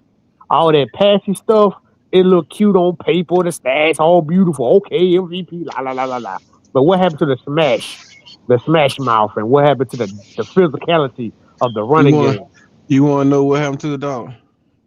Running the football up and down the field 60, 70 times a game don't put nobody in the stands. You gotta put some fans in the stands. So they like to see the ball in the air. They like to see those people getting bombed on, those long 70, 80-yard touchdown passes. That's what they want to see. Yeah, the Had mouse who want to get moused and stuff, but man, but come on, the physicality. I want to see somebody get ran over. That's just me. I like to see somebody run the ball and just crush the defense, man. Just saying, man. That's nasty. That's like backyard football. Like Steven here said, Yeah, smash mouth, man. Seeing somebody get ran over, let the O line dominate the D line, and just I'll be that I'll be force right their back. wheel I on gotta them. run in the Yeah. store real quick. Hey, All let me get into this gumbo. Check this out. Through the season, you could be passive, but when it get to the playoffs and you got 12 games of film out there and you have to go back to fundamentals, you can't establish the run then. It already has to be a part of your repertoire. Yeah. Yeah. Yeah. And to add to that, Bishop, you cannot. I'm gonna repeat it again. And y'all know I've said this. You cannot go into week 12 with a week 1 problem. I'm just gonna say that now. You cannot go into week 12 and you never settled a problem from week 1. You asking for failure. You're asking for it. Come on now. You're Hey, asking for failure. hey, Piano man, can I ask you this a personal question, man? Go ahead, bro. I'm gonna ask you a personal question. Have Ryan Grove watched this game? And I hope he was taking notes. The running game, the old line blocking scheme. Sir, I hope he was listening. And they're all eyes on you. The eyes are on him. Come on, They Tupac. all pointing the fingers at him. Look what Coach Carr just said. Look what Bishop said. Look, a year removed, and they ran the ball and won a Super Bowl. Now we all looking at Ryan Grove. See, you see what happens when you're not running the ball? We get crushed. Now you see, now we're running the ball and look at him. That guy ran for 140 yards in the Super Bowl and won. And wait a minute, Twister, and throw that in there. And had it not been for a holding call, 200 and something. Some we ain't seen in years. I don't know when the last running back that did that in the Super Bowl. But I think that was kind of political. They didn't want that to happen. That's all I'm gonna put that in there too, man. I'm dead serious. I gotta say that. I think that was a political move. They didn't want some of the rest to be broken. Wait a minute. That's called conspiracy. Nah, come on, I'm just being real. But I will say this is that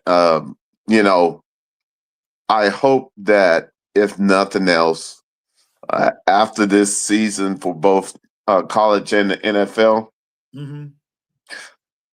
it's still the same game. And it was established with the running game from the foundation. And undoubtedly, yeah, you want to see the passes in the air, beautiful. But when it comes to winning natties and Super Bowls, if you don't run the ball, you're kidding yourself. Well, I'm gonna put it to you like this. And ask the world, did Ryan Grubb get a bad rap? No, he didn't. He had Geno and a lot of players that were injured last year. But that's not why they got rid of him. After you see, like I said, when you're at the Senior Bowl, there are some things that you hear. There are some things that people say to you and everything. Had a talk with now that the Super Bowl is over and everything. I'm just not going to reveal a name, but I had a talk with someone who was a sort of a representative in the organization of Seattle because of his predictability. Because of his predictability. Being so predictable. And then not wanting to run the football. You still had Kenneth Walker there last year. They didn't run the ball. Now, injuries, I've always said, injuries are a part of the game. Injuries are a part of the game. But that's not why Ryan Grubb was let go. Ryan Grubb was let go because of some of the same stuff that you see now going on, wanting to, and I think I forgot who said that a week or so ago, wanting to put, when they were at Washington, they wasn't studying the running back who got that 1,000 yards for them, trying to put the shine on Penix and Adunze. That's how that's going. And but the thing about Washington is they had that wide open spread offense and playing out there in the Pac-12. They had 2 teams in the Pac-12. Yeah, at that point that was Washington and Oregon. Yeah. So they had them 1,000-yard backs because you can get those guys 100 touches a year, and then they was breaking off long exotic runs because they had to play no defense. Yeah. Nobody out there played defense. It was wide open out there. It was wide open out there. So, you know. When it came to the national championship, Michael Penix had to win it, and he couldn't. Yeah, and he couldn't. Michigan came with that funk, man. Michigan came with the thunder. And so we saw that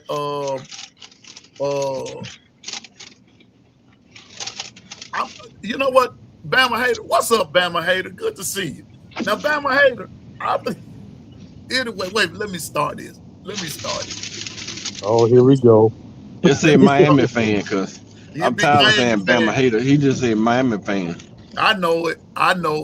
Because he said something else. But, you know, you caught that too, did you, Piano Man? I called it. I put a star by it. Y'all see that's sensitivity. I'm like Ralph Tresvant. You need a man with sensitivity. I hear you.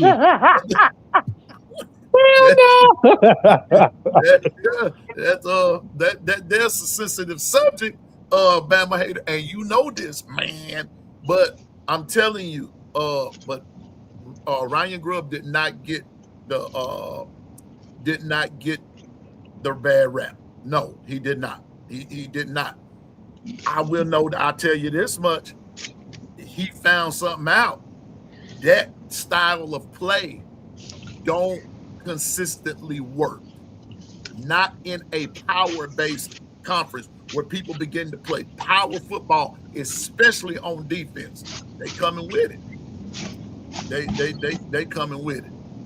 You know, I'm just saying. So anyway, but hopefully he learned the lesson. But back to this free agency thing, y'all, Kenneth Walker III, but Coach Carl has already schooled us. He's a temporary free agent, and Seattle is not going to Seattle's not going to let him go. Seattle is not going to let him go.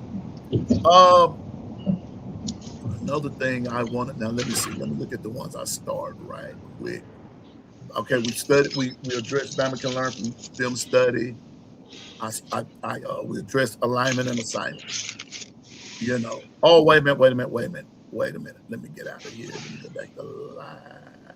I want to say something right here, right quick. It was something else, and I'm gonna make this the last thing if I decide to talk about it, because you know I'm not up for no debacle today. It's Tuesday. Let me see right here where Bama. It's something Bama hater said, and I want to address it. And thank you, Bama Hater, for saying it. I'm gonna find you in just a minute. I wish today would design a way to I could type the name in and all of their. There's Linda. What's up, Linda P? Girl, what the business is? Linda P, quit playing, girl, and that like you know. I know you know what the business is. You talk too much junk not to know what the business is, Linda P. Yeah, you talk too much spat. There we go. As most of you know, if you don't know, you're getting ready to know. The Bediako, the judge ruled against Bediako. Like Bama Hater said, he's been put to bed. He can't play. Now, I'm not sure if Nate Oates is going to appeal it or not. Might not can, not sure. I haven't heard anything. But Bishop, Twister, Coach Carl, this is how I look at this Bediako thing. I look at it from a standpoint that the judge is probably saying it's time for college sports to get back to a case or to a sense of some normalcy. If you left the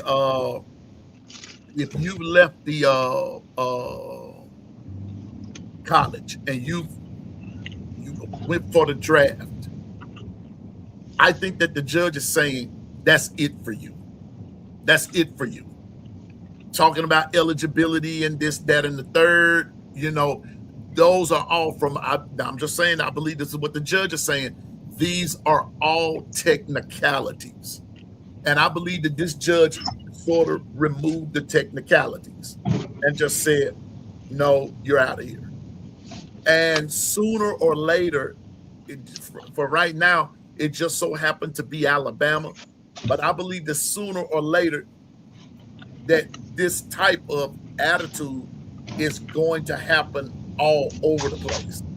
And a lot of these guys and gals with this eligibility thing and this, that, and the third, it's going to come to a screeching halt. And that's what I believe happened here. I don't believe that it was just because it was Alabama. I believe that it's because I believe that this judge was saying it's time to make college sports again, at least to where some things are still the sanctity of it, Bishop, the sanctity of it, of college sports. This still needs to be. And why are you allowing players who left, went to the G League, or even if they're in the G League, is still part of the still part of the professional system. If you let them go back and let them come back, now it's just messing up stuff. And that's what I believe happened with Bediako. And I wanted to give an update on Chambliss. He was denied, so he's on that last appeal. Yeah. So they got a player from Baylor doing the same thing as well. It ain't just Alabama. Baylor too. They got a player from the NBA went back to college and Baylor. Yeah, exactly. And so, Coach Carl, what you say about that? This is what I tell you, man. I'm at the belief, like most people are, that if you decide you're going to turn pro, you put your name in the draft, you don't get selected. At that point, NCAA can say, hey, if you don't get selected and you never play a day in the G League, you can come back to college and then you can improve your skills and your draft stocks. If you have eligibility. If you don't have eligibility, you gotta do what you gotta do, like most people do. Go overseas and play basketball overseas until you get better. They make a lot of money overseas. It may not be the NBA, but you're still playing professional basketball. But if you leave early and you sign with a G League team and you play that whole G League season, it's a different type of basketball. You can't bring those talents back here to college basketball, man. Yeah. You just might as well just stay where you at. Yeah. If you can't make it in G League, go somewhere else. Yeah. But you can't come back to college. Yeah. It didn't help Beniako anyway. Right. I mean, coming back to college, the game was way slower. So it didn't help him. It hurt him because he didn't play well. He looked bad most of the time. He was just catching lobs and getting rebounds. He wasn't average doubles. Right. I was thinking, I was looking at, if I'm gonna go to the G League, NBA, and get NBA coaching, come back to college, he should have been dominating college, but he wasn't. So it didn't make no sense to me for him to even come back. Right. The college game, those guys were still bullying him anyway. He was getting pushed around by high schoolers. So what good did he do at Alabama? I like it, man. I just hope that NCAA stand up and say the same thing for those EuroLeague players. If you playing professional basketball outside of the age 18 and you play 1 year more, you 19 or 20, I'm talking about coming to college. Nah, because you're a grown man now. And you 16, 17, 18, and you decide that you want to leave Europe and come over here and go to college, you still a kid. But once you turn 19 and you still playing professional over there, you should have to go in the G League and try to make your way professional and not through the college ranks because Right. it killing scholarship for young men. Yeah. These young boys out here that have these dreams of playing college basketball, it ain't but 15 spots on the roster. And you getting at the G League players or professional European players, where the kids gonna get a scholarship from? Right. Right. That's what I So want to know. Yeah. so it like I said, it has to return to some type of normalcy. And And that's part of normalcy. Are kids coming out of high school? Go ahead, Bishop. what I was going to say is I wanted to piggyback off of Coach Carl. Now, coaches, make sure, like I was talking on Friday, make sure you develop your young men. You got 2 to 3 years tops that if you haven't done any type of development, don't expect him to stay around because that's not Mhm. fair to him. You need to make a commitment to him just like he made a commitment to your university and your program. Because understand, these GMs are not messing around. You said you wanted the NFL model. Well, in order to make sure these NILs keep moving forward, they got to have something to go off of. You talking NIL, Bishop? Yes, Let me sir. tell you something. Let me tell you something about GMs and college football. Football is based on win now. Thank you. Basketball is based on win later. See, football you gotta win now. You gotta win every single game you play. You lose a game, you don't really have opportunity to make it to the playoff. Basketball, you just gotta win. Keep winning, make it in the later of the season, get into the in your conference tournament, and you win the conference tournament, you get into the playoff. Right, you get in the bracket and make it to the conference final. A lot of times you get into the bracket. Unless you got a really high seed anyway, you make it to the bracket. And once you get in the bracket, you gotta start playing better. Football, you can't wait until you get in the playoff and start playing better. You gotta Mhm. play better all year long. You gotta Facts. progressively get better. And when you get in the playoff, you start getting you already at the top of your game. Now you just level out and just go on in for the kill like Indiana did this year, like Miami did this year. You can't play around with football. So when it comes to NIL, they not playing around with their money.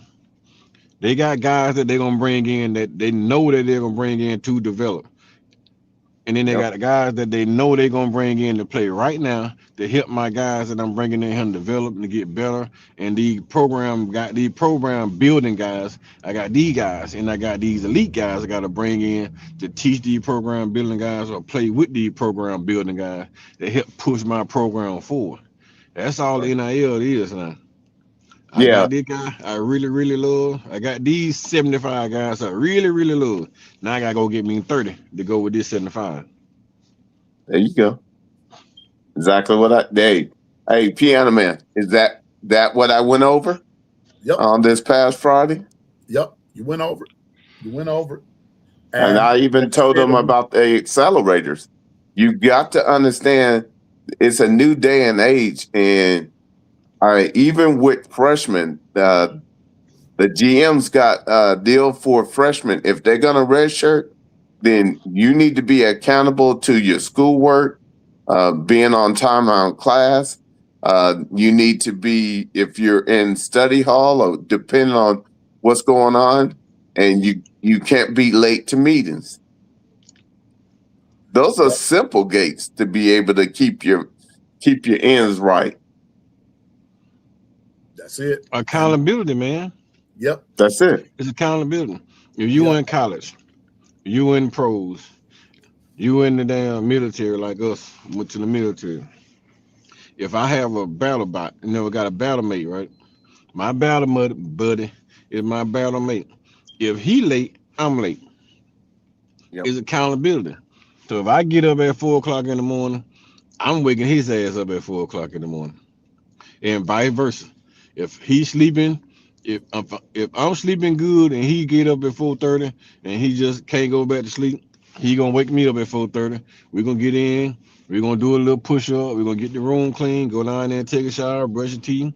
Go down there and get something to eat, and then be outside chilling. Maybe 35 minutes, 40 minutes before formation start. You gotta make sure you're accountable. If you the captain of the linebacker room, you get up. You make sure the whole linebacker crew up. If you the captain of the quarterback room, the same thing. If a quarterback is in your room, it's late, and you the starting quarterback, it's your responsibility. It ain't on them, it's yours. Cause you should have got up 10 minutes early, went down there and knocked on doors. Mm-hmm. You So I'm can't just you can't leave nobody behind. You start leaving folks behind, your leadership skills are diminishing. That's what Mekhi Hill Green basically was saying when he was saying when we came on the interview, he said our leaders got to start being leaders, and our leaders got to be the best player. They got to be the one to work the most. Not saying that they don't do it, but you just said they don't do it, right? He said not saying that they ain't, but I'm just saying. mm-hmm. So we know that the leadership party wasn't leaders. Leadership got to lead, man. You don't let the old saying is no man left behind. Mm-hmm. So why are we not holding each other accountable? Why are we not pushing these guys to be where they need to be at? If I see Piano Man struggling and me and Piano Man in the same classroom and I got all A's, I got a 4.0 GPA, why I ain't just slide down to Piano Man, sit beside Piano Man and help Piano Man in his studies instead of me getting all the accolades? Why I can't go down there and help somebody get some accolades themselves? It's accountability. It's a brotherhood. And that's what it's supposed to be, and that's what it has always been, and you know, and that's what it will forever be, or that's what it needs to stay at. So, you know, one team, one mind. That's that. You know, one team, one mind. So everybody got to, like you said, hold each other accountable, and showing accountability also shows responsibility. And Responsibility. it shows responsibility. And so that's how I thought that. But Bama Hater, I disagree with you, sir. A loss is a loss, whether by 1 or 100. A loss is a loss. And so whether you lose, how y'all did against Indiana, or how Bama lost, guess what? They lost. You lost. They You lost. lost. You lost. Bama quarterback didn't play well against Indiana, and neither did yours. Right. So we couldn't beat them. Neither one of us. Okay. And your quarterback cost $8 million. What time, Bama Hater? What time? Yeah, loss is a loss. That's how I see it. And I'm gonna tell you what now. For me, if I lose a game by 50, okay, you just blew me out. But if I'm in the game and I lose it by 1, that's heartbreaking. But guess what? It's still a loss. I'm telling you, I'd rather get beat down and be in my feeling and then lose like Miami did. Cause I'm gonna tell you this, Bama Hater. Down that last drive, y'all had Indiana right where you wanted them. All you had to do, you capitalize, you win the game. Yeah. You don't capitalize, you lose the game. And now your fan base is in turmoil right now. See, we already accept the fact that we would have had a chance, that would have had a shot. We was hoping. Y'all knew y'all was gonna win. Y'all whole fan base was down there going stupid. Stupid, crazy. Everybody outside the stadium going stupid. They raised the ticket so high that your own fan base couldn't get in your own home stadium. What you talking, boy? The ticket was so expensive, y'all had to sit outside your own damn stadium. Damn. Indiana, fill your stadium. They come. Hey, come on. And that ain't no lie. Those ticket prices was so high that the University of Miami fans, they couldn't do it. Hey, it's like when I got done rent money over $100, right? Wait a minute. We got some echo. Wait a minute. Yeah, it's got a major echo. Wait a minute. Ain't for all the fancy people. Yeah. All right. But no, just think about it. This is the whole thing leading up to that game was that Miami got to play the national title in their home state. And yet, because of ticket prices and whatnot, they were forced out. It's kind of like the same way what LSU did back in 2011, but it Yep. was not in Miami. I mean, it was not in Baton Rouge. It was in New Orleans, and what the Alabama did to them, ran them out their own stadium. Well, I'm gonna tell you like this, Bama hater. We damn near got beat by 50. We sure did. But y'all got beat by how many of you got beat? And when you look at the stats, we got one thing in common. We both lost to Indiana. And that's a difference though. Cause I hear you, Twister. New Orleans ain't Baton Rouge. Alabama ain't Miami back then. Mm. They came to our home stadium and whooped us 9-6. So when we got back down in New Orleans, we just want to come back into the state of Louisiana and do the same thing they did to us. Revenge, and we got it better than they did. See the thing about that, you wouldn't be Saban twice in the same season. No. Ain't nobody doing that. If you beat him once, he gonna win the next championship on you next time. It just wasn't gonna happen. And I'm about to tell you this. And even if Alabama had won that game, LSU getting Bama in a natty game like that, they wasn't gonna beat them either. They weren't gonna beat them in the natty. They wasn't gonna beat them in the natty. Only team to beat Alabama like that in a natty was Clemson. Dabo had his number because he kept going all his clinics. See, Dabo was going on Saban clinics like I was going on Saban clinics. You see, Dabo was going for free. I had to pay to get in them clinics. And you be in them clinics in them Saban coaching clinics, and you see them coaching. You see Dabo, Sweeney, and all them folks in them clinics, in them coaching clinics. That's what you pay your money for. They rub elbows. They learn from the greatest. You learn a lot when you pay for Saban clinics. He ain't having them no more. I can't wait. When he have another, I'm gonna go again. Because I want to continue to grow as a coach. Which I ain't coaching no more, but I still want to continue to grow. When you're playing around with coaches clinic, you learn. Dabo Sweeney was learning from Nick Saban and taking what Nick Saban was telling him and beating him. Beating him with it. I hear you, man. He the only one that consistently done it. Okay, we heard enough about that, man. We got him, but at the end of the day, we be looking at him now. I almost got out the door because he won't change with the damn times. Hey, let me tell you something about Dabo. Dabo has changed with the times now. Dabo go in the reporter and he get players out the reporter. He just ain't getting those high profile guys that everybody thinking that they should go get. He go get guys that he know gonna fit his system. They ain't going out there getting on no recruiting battles for no Cam Coleman because they know they can't afford Cam Coleman. Right. And then when they finally get them enough money built up to go buy a player, somebody come and approach them off their roster. So that's what he mad about. So why you can't blame the man. When the man finally go out there and start using the portal like everybody else doing, soon as he signed a kid, somebody offered the kid more money, and he can't even keep the kid. Back to what I'm saying, Coach Cole. That's what I'm saying. It's a money thing now, man. Yeah, that's what I'm saying. It's getting out of hand. That's what I'm saying. It gets out of hand. It's just crazy. It's like how much money I can get my player, and then my player don't produce, but I pay his ass. I'm just wasting my money and my time with this player. like I said, man, I'm like, hey, man, that's why I went back what I said the other day.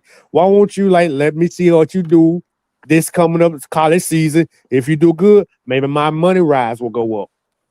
That's what I'm saying. I just don't get them out the front like, here, take $1 million. We know you good, even though you like played your best 6, 8, 7, 8 high school team game, whatever, and then you go out there and you take a dump in the middle of the field and not producing right. I want to see how you are before I pay you the money. That's No, just I my mean, opinion. no, I mean, I offer you the money. I offer you the money, but this is what I want to return. But you don't produce right from the It's money on you give me. the money that we NIL should be structured. The money that we offer you be predicated on your production, Uh-oh. just like the NFL. Your Uh-oh. contracts, the NFL, you're paying so much money, but you got incentives. If you make the Pro Bowl, you get this kind of money. If you all pro, you get this kind of money. If I got all these bonuses, if we make the playoffs, you get this money. If you make down this, you get this kind of money. You get these many damn tackles, this kind of stacks, you get this money.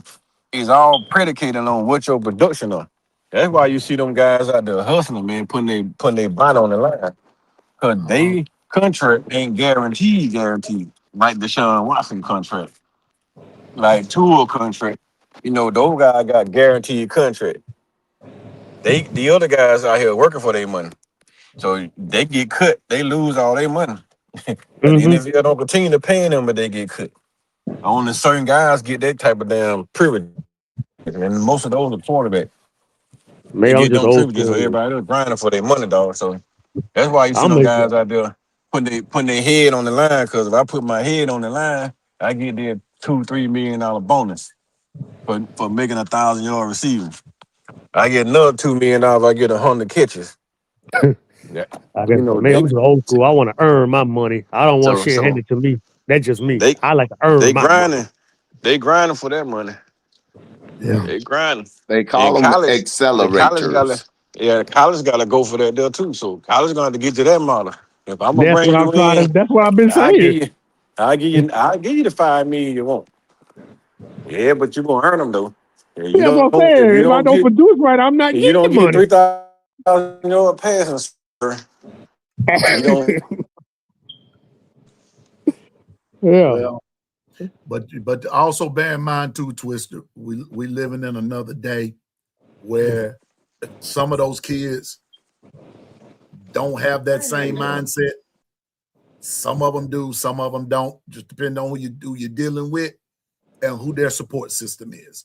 Mm. And so it's a crapshoot all over the place. But I'm with you and Coach Carl. Some of these guys they gonna grind, and the real ones are gonna grind.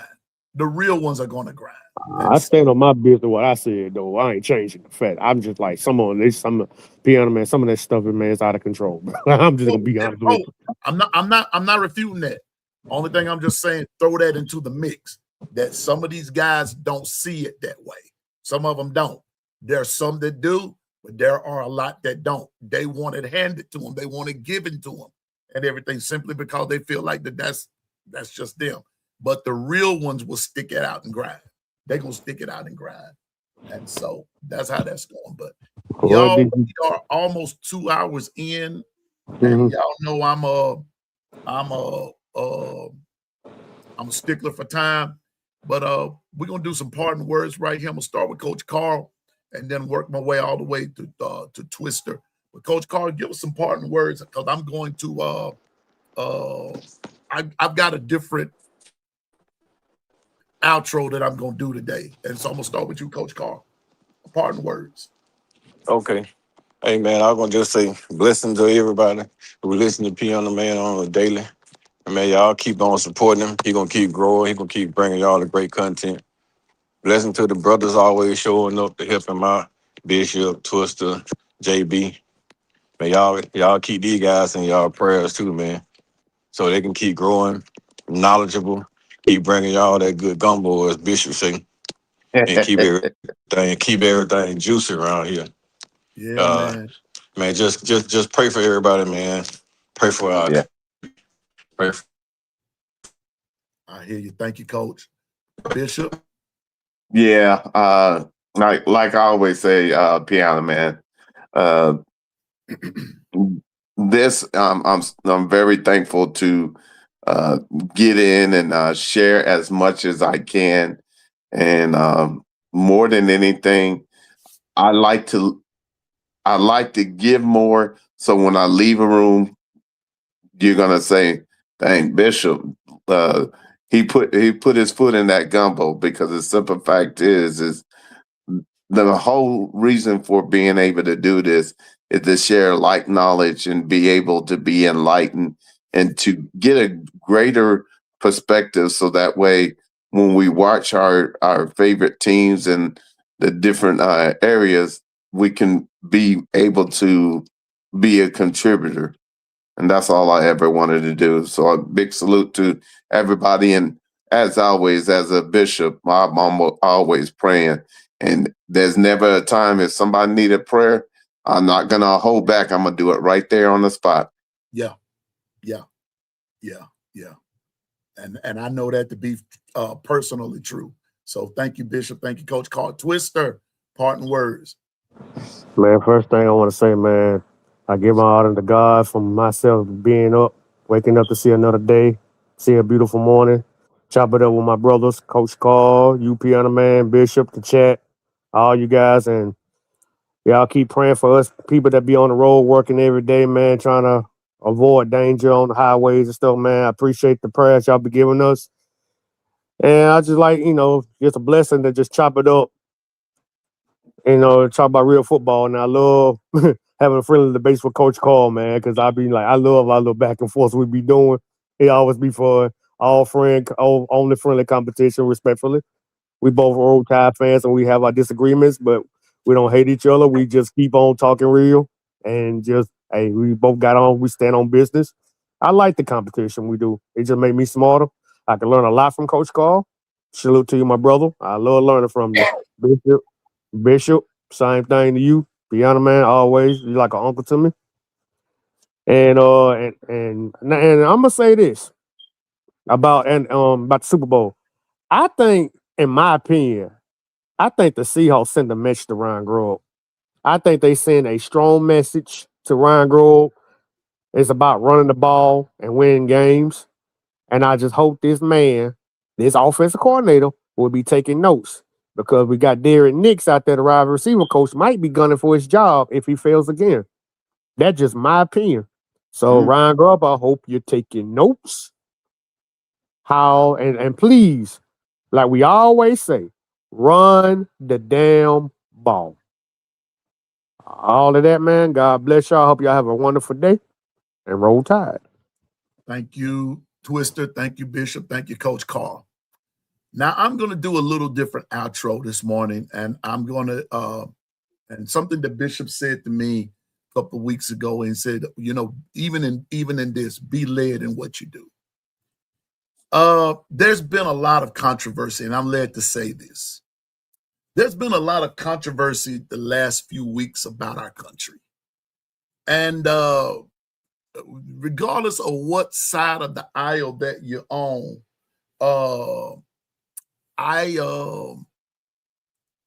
it doesn't matter to me.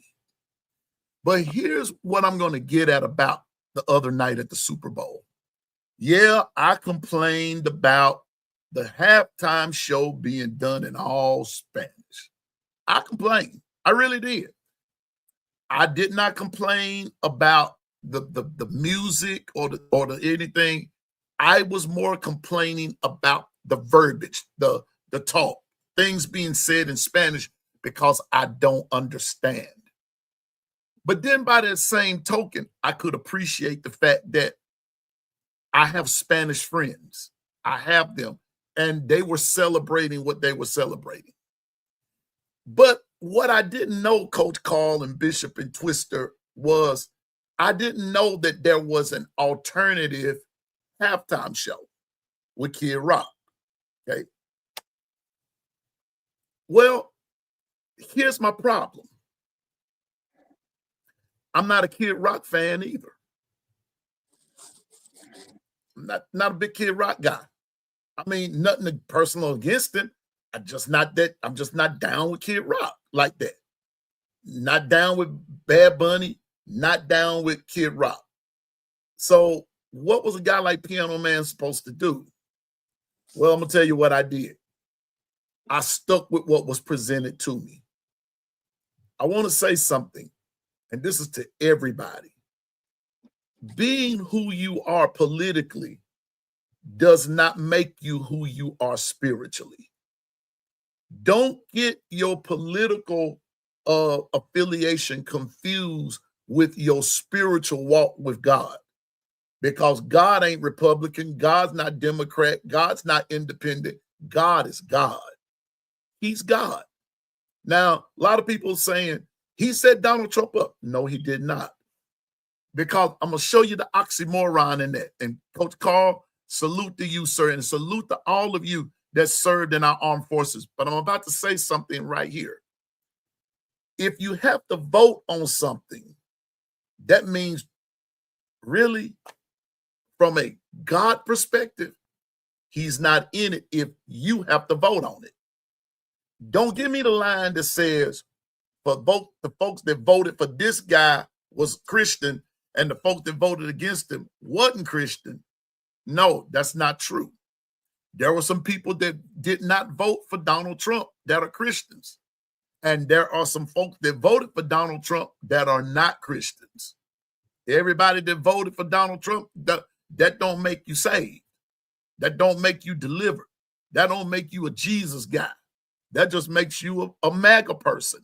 That just makes you somebody with political ties to a particular party. But it doesn't mean that God is on your side. And I think the point that Piano Man is trying to make right there is when you do stuff and it's called an alternative, a lot of times you're just as wrong as what you're saying is being presented. Why don't we learn how to try to understand each other? And there's some things that's just going to happen because it's just going to happen.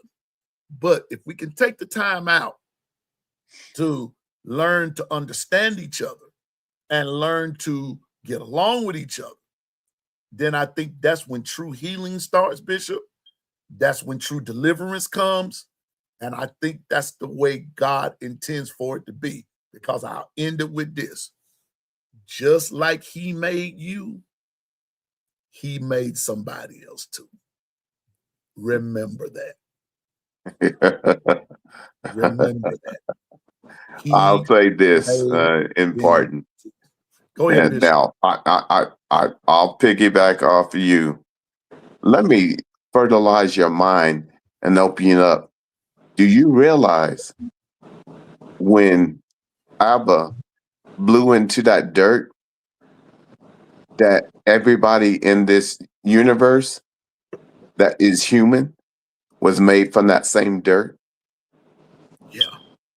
Let that fertilize, and we'll talk. We'll put a pin in it, and we'll come back to that. So I'm just asking, let's get along. Let's get along. Don't let this, we're divided enough. Don't let a halftime show divide you because you didn't understand.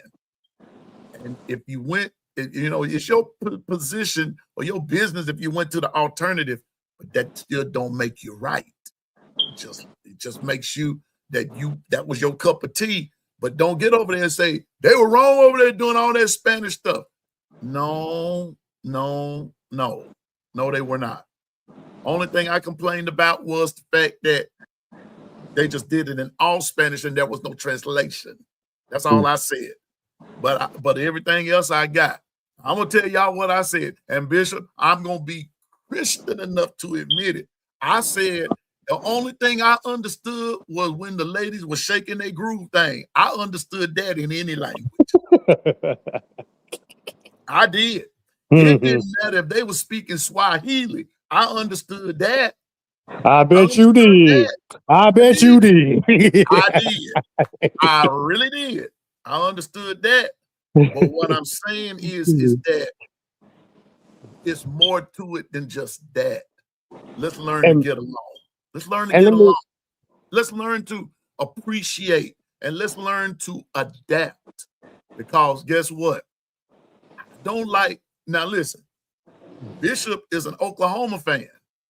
I'm not a big Oklahoma fan, but I sure love Bishop Newkirk. That's my brother, whether he's an Oklahoma fan or not. Why? Because Bishop Newkirk is a human being. Bishop Newkirk loves God just like I do. And he's seeking the favor of God just like I am. I think that the word of God teaches Bishop, how can two walk except they agree? So I might not agree with his football team, but I can agree with his humanness, being a human being and somebody that God created. And that same God that created him created me too. That's what makes us even. And like I said, like we always say, man, it's okay to agree to disagree. It's all real respect. Ain't nothing but love, you guys. Hey Nothing man, but love. Bishop, you my dog, man. You like I can see you like a brother / uncle, man. We chop it up.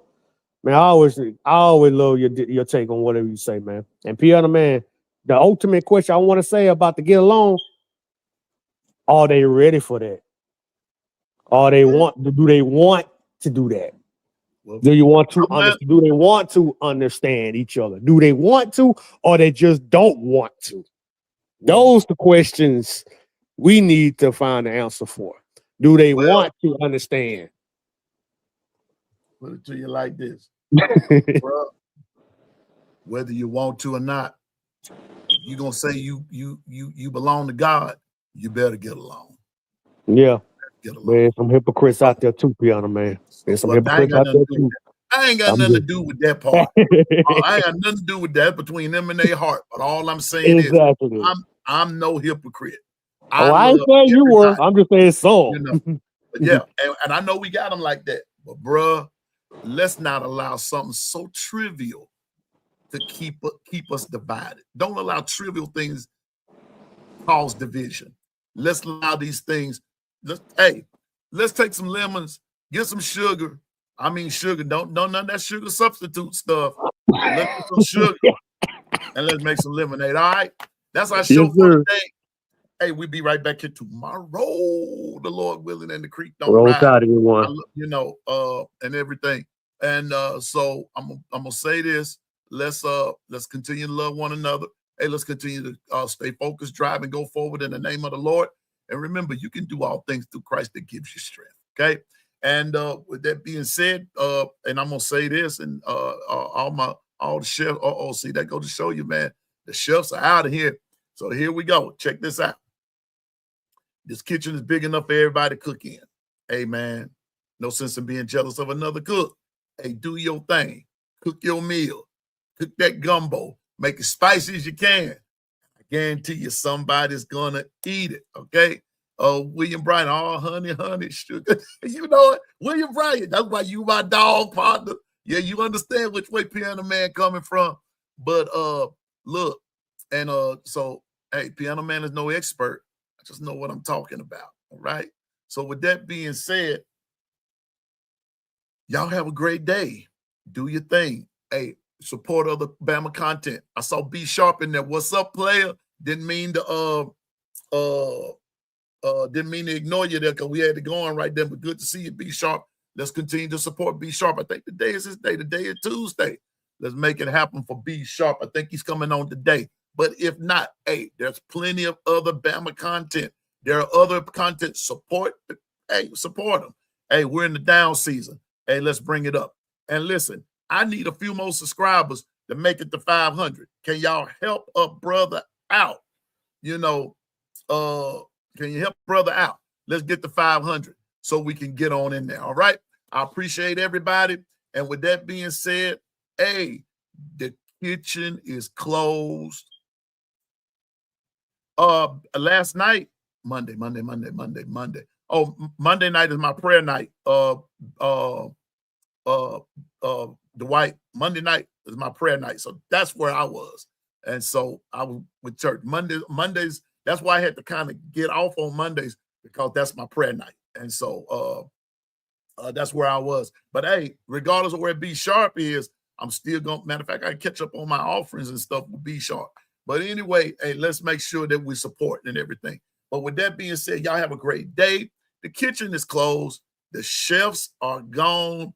The gumbo is still simmering. If you want some, get you some and everything. And so, we know, Linda P. We know. And I'm going to keep that right there, Linda P. Me, you, and everybody, we don't give a piss about nothing but the tide.